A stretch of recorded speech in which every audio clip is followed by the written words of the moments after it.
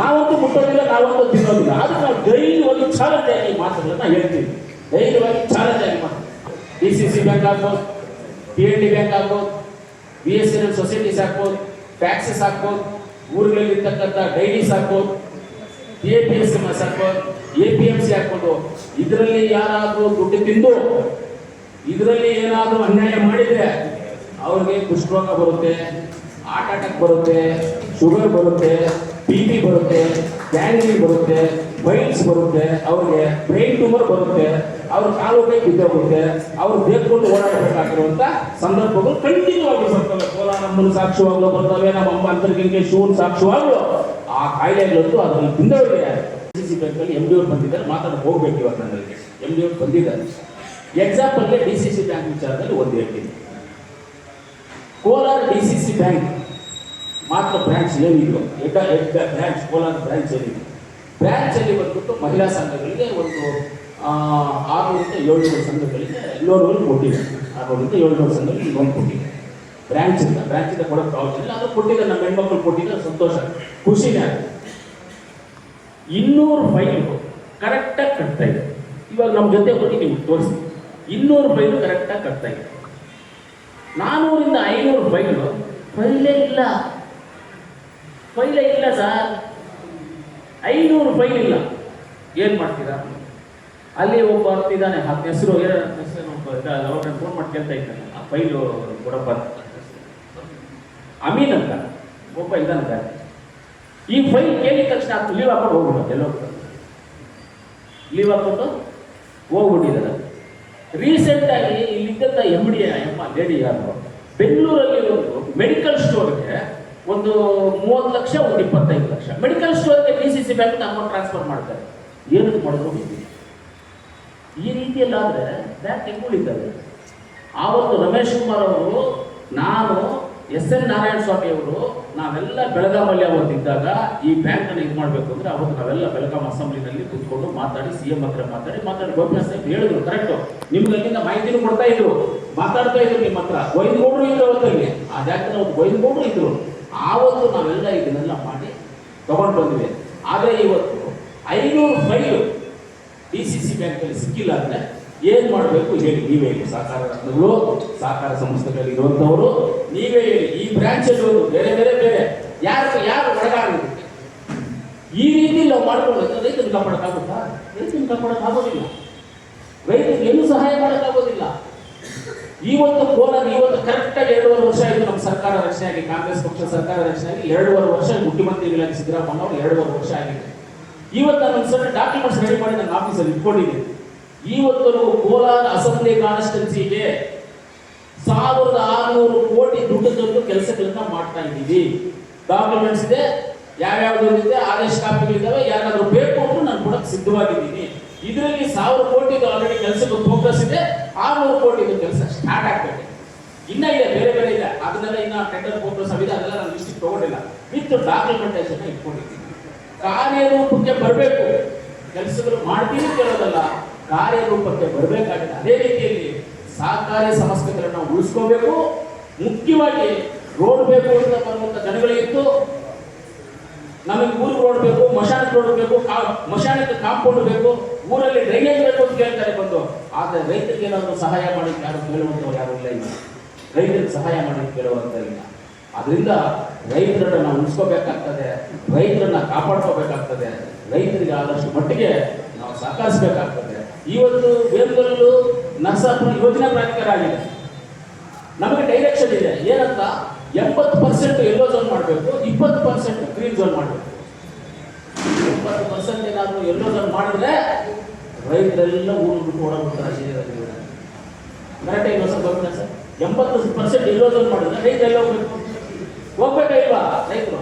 ಅದಕ್ಕೆ ನಾವೇನು ಮಾಡ್ತಾ ಇದ್ದೀವಿ, 60% ಗ್ರೀನ್ ಬೆಲ್ಟ್ ಮಾಡಬೇಕು, 40% ಯೆಲ್ಲೋ ಬೆಲ್ಟ್ ಮಾಡಬೇಕು.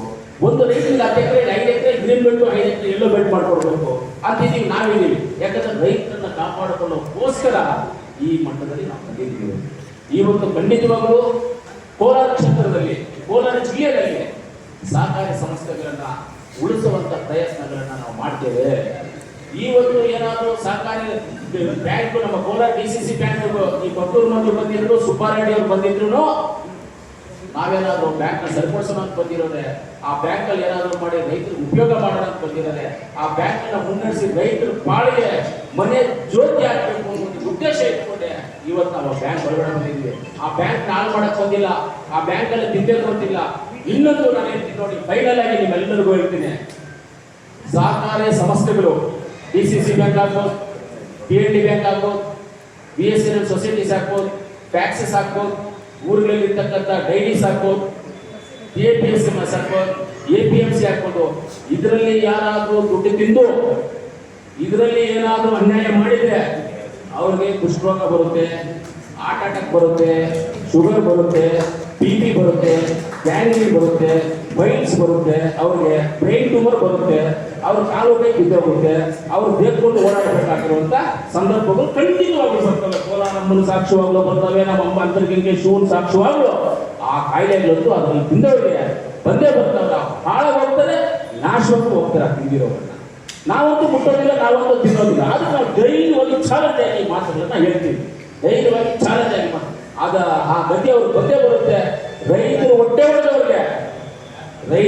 ಹೊಡೆದವ್ರಿಗೆ ಅವರು ಹೊಟ್ಟೆ ಹೊಡೆದವ್ರಿಗೆ ದೇವರು ಅವ್ರಿಗೆ ಯಾವ ರೀತಿ ಶಿಕ್ಷೆ ಕೊಡಬೇಕು ಆ ಶಿಕ್ಷೆಯನ್ನ ಅನುಭವಿಸ್ತಾರೆ ಅವರು, ಅದರಲ್ಲಿ ಡೌಟೇ ಇಲ್ಲ ಅಂತ ಹೇಳ್ತಾ, ಖಂಡಿತವಾಗ್ಲೂ DCC ಬ್ಯಾಂಕ್ ಅನ್ನ ಸರಿಪಡಿಸುವಂತ ಕೆಲಸವನ್ನ ಪ್ರಯತ್ನ ಮಾಡ್ತೀವಿ ಅಂತ ಹೇಳ್ತಾ ಇಲ್ಲ, ಪ್ರಯತ್ನ ಮಾಡ್ತೀವಿ ಅಂತ. ಯಾಕಂದ್ರೆ ಅದು ಇವಾಗ 500 ಫೈಲ್ ನಿಮಗೆ ಇದೆ ಸರ್, ಇವಾಗ ನನ್ನ ಜೊತೆ ಬನ್ನಿ, MD ಅವರು ಇದ್ದಾರೆ, ಕುತ್ಕೊಳ್ಳೋಣ, ಮಾತಾಡೋಣ.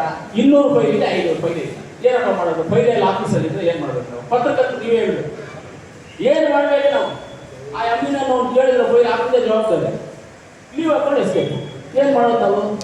ಎಲ್ಲಿ ಹುಡ್ಕೊಂಡು ಹೋಗ್ಬಿಟ್ಟು ಆಗುತ್ತಾ ಸರ್? ಗೊತ್ತಿಲ್ಲ ಸರ್, ಹೇಳಿ ಸರ್. ನೀವು ದೊಡ್ಡವರು, ಸೀನಿಯರು, ಬುದ್ಧಿವಂತರು, 4 ಜನ ಬುದ್ಧಿ ಹೇಳೋರು, ಸೀನಿಯರ್ ಪತ್ರಕರ್ತರು, ನೀವು ನಮ್ಗೆ ಅಡ್ವೈಸ್ ಮಾಡ್ಬೇಕಿತ್ತು. ಅದಕ್ಕೆಲ್ಲ ಪತ್ತನೇ ಇಲ್ಲ ಮನುಷ್ಯ, ಫೈಲ್ ಇರಲಿಲ್ಲ, ಏನಪ್ಪ ಫೈಲ್ ಇರಲಿಲ್ಲ ಅಂದ್ರೆ ಹುಡ್ಕೋದಕ್ಕೆ ನಾವು. ಈ ಪರಿಸ್ಥಿತಿನ ಇವತ್ತು ಕೋಆಪರೇಟಿವ್ ಸಂಸ್ಥೆಗಳಾಗಿದ್ದಾರೆ. ಇದನ್ನೆಲ್ಲ ನಾವು ಕಾಪಾಡ್ಕೋಬೇಕಂದ್ರೆ ಒಂದು ಹಂತದಲ್ಲಿ ನಾನು ಹೇಳಿಲ್ಲ, ಯಾರು ತಿಂದಿದ್ದೀರ ಅವ್ರಿಗೆ ಕುಷ್ಠರೋಗ, gangrene, heart attack, piles, brain tumour, ಕೈ ಕಾಲು ಇದೆಲ್ಲ ಹಾಕ್ಬೇಕು, ಹೊಟ್ಟೆ ನೋವು ಇದೆಲ್ಲ ಬರಬೇಕು ಅಂತಲ್ಲ, ಇದೆಲ್ಲ ಖಂಡಿತ ಬರುತ್ತೆ. ಹಂಗೆ ಕೆಲವರು ಬಂದ್ರೆ ಮೋಸ ಮಾಡಿರೋರಿಗೆ ಬಂದ್ರೆ, ಅದರಲ್ಲಿ ತಿಂದಿರೋರಿಗೆ ಬಂದ್ರೆ ಈ ಸಮಸ್ಯೆಗಳನ್ನ ಸರಿಪಡಿಸುವಂತ ಅವಕಾಶಗಳು ಲೈಟ್ ಆಗಿ ಸಿಗ್ಬೋದು ಅಂತ ನನ್ನ ಆಸೆ ಇದೆ. ಖಂಡಿತವಾಗ್ಲೂ ಸರಿಪಡಿಸುವಂತ ಪ್ರಯತ್ನಗಳನ್ನ ನಾವು ಮಾಡ್ತೀವಿ. ರೈತರಿಗೋಸ್ಕರ ಯಾವತ್ತೂ ಇರ್ತೀವಿ. ನಾವು ರಾಜಕೀಯನ ನಂಬ್ಕೊಂಡಿಲ್ಲ, ಯಾವುದನ್ನು ನಂಬ್ಕೊಂಡಿಲ್ಲ. ಇಲ್ಲ ಇದರಿಂದ ಜೀವನ ಮಾಡಬೇಕು ಅಂತ ಏನೂ ಇಲ್ಲ, ಇದರಲ್ಲಿ ಜೀವನ ಮಾಡಬೇಕು ಅಂತ ಏನೂ ಇಲ್ಲ. ನಿನ್ನೆ ನಾನು ಸಾಯಂಕಾಲ ಇದೊಂದು ಹೇಳ್ಬಿಡ್ತೀನಿ ಸರ್, ನಿನ್ನೆ ಸಾಯಂಕಾಲ ನಾನು ವಿಧಾನಸೌಧಕ್ಕೆ ಹೋಗಿದ್ದೆ, 6:30ಗೆ ವಿಧಾನಸೌಧ ಬಂದೆ. ನನ್ನ ಸ್ನೇಹಿತ ಒಬ್ಬ ಫೋನ್ ಮಾಡ್ದೆ, ನಗು ಅವನ ಬಾಬಾ ಹೋಗ್ತೀನಿ, ಅಡ್ರೆಸ್ಸು ಬಾಬಾ ಅಲ್ಲಿ ಫೋನ್ ಮಾಡ್ದೆ, ಬಾಬಾ ಅಂತ. ಸರಿ ಹೋದೆ. ನನಗೆ ಇಂದಿರಾನಗರಕ್ಕೆ ರೋಡಲ್ಲಿ ನಿಂತ್ಕೊಂಡು ಮಾತಾಡ್ತಾ ಇದ್ದಿದ್ರು. ಅಲ್ಲ ನಾನು ಜಮೀನು ಮಾತಾಡ್ತಾ ಇದ್ದೀನಿ, ಐಡಿಯಾ ಕೊಡೋರು. ಏನು ಐಡಿಯಾ ನಿಮಗೆ? ಜಮೀನು ಮಾಡ್ತಾ ಇದ್ರು, ಹೆಚ್ಚು ಕಮ್ಮಿ ಒಂದು 400 ಕೋಟಿವರೆಗೂ ಬರುತ್ತೆ ದುಡ್ಡು, ಏನು ಮಾಡಬೇಕು ಅಂತ ಹೇಳಿ ತಗೊಂಡು ಏನು ಬೇರೆ ಜಮೀನು ಅದು ಇದು ತಗೊಂಡು ಏನು ಭಯ ಆಗ್ತಾ ಇದೆ. ನಾನು ದುಡ್ಡು ಒಂದು ಲಿಮಿಟ್ವರೆಗೆ ಬೇಕಾಗಿರೋದು, ಅದ್ರ ಮೇಲೆ ದುಡ್ಡು ಬೇಕಾಗಿರೋದು ದೇವರಾಟ. ಅವನಿಗೆ ಜಮೀನು ಮಾತ್ರ 400 ಕೋಟಿ ಬರುತ್ತೆ, ಅವನಿಗೆ ಏನು ಮಾಡೋದು ಅಂತ ಕೇಳ್ತಾನೆ. ನನಗೆ ಹೆಂಗೆ ಇಟ್ಕೊಳ್ಳಿ ಅಂತ ನಾನು 32% ಗೌರ್ಮೆಂಟ್ಗೆ ಹೋಗುತ್ತೆ ಟ್ಯಾಕ್ಸು. ಒಂದು ವರ್ಷದೊಳಗಡೆ ಬೇರೆ ರೆವಿನ್ಯೂ ಲ್ಯಾಂಡ್ ತಗೋಬೇಕು, ಹೆಂಗ್ ಮಾಡೋದು? ಆ ರೆವಿನ್ಯೂ ಲ್ಯಾಂಡ್ ಅಷ್ಟು ಅಮೌಂಟ್ ನಾನು ಕ್ಲಿಯರ್ ಆಗಿರೋದು ಲಿಟಿಗೇಷನ್ ಸಿಗ್ಬೇಕಲ್ಲ ನನಗೆ ಅಂತ ಕೇಳ್ತಾನೆ. ದುಡ್ಡು ಮನುಷ್ಯನಿಗೆ ಒಂದು ಲಿಮಿಟ್ವರೆಗೆ ಬೇಕಾಗಿಲ್ಲ, ಅದನ್ನೆಲ್ಲ ದುಡ್ಡು ಬೇಕಾಗಿಲ್ಲ. ನಿಮಗೆ ತಿನ್ಕೊಂಡು ಆರಾಮಾಗಿ ಇರ್ಬೋದು ನಾವು. ಆದರೆ ಈ ಥರ ರೈತರನ್ನ ಮೋಸ ಮಾಡೋದು ಒಳ್ಳೇದಲ್ಲ, ರೈತನ ಮೋಸ ಮಾಡೋದು ಒಳ್ಳೇದಲ್ಲ. ಈ ಸಮಸ್ಯೆಗಳೆಲ್ಲ ಕಾಪಾಡೋಣ, ಸಮಸ್ಯೆಗಳನ್ನ ಒಳ್ಳೆಯದಕ್ಕೆ ತರುವಂಥ ಪ್ರಯತ್ನಗಳನ್ನ ಮಾಡೋಣ ಅಂತ ಹೇಳ್ತಾ, ಇವತ್ತು ಪತ್ರಕರ್ತರ ಪೌರದಲ್ಲಿ ಏನಂದ್ರೆ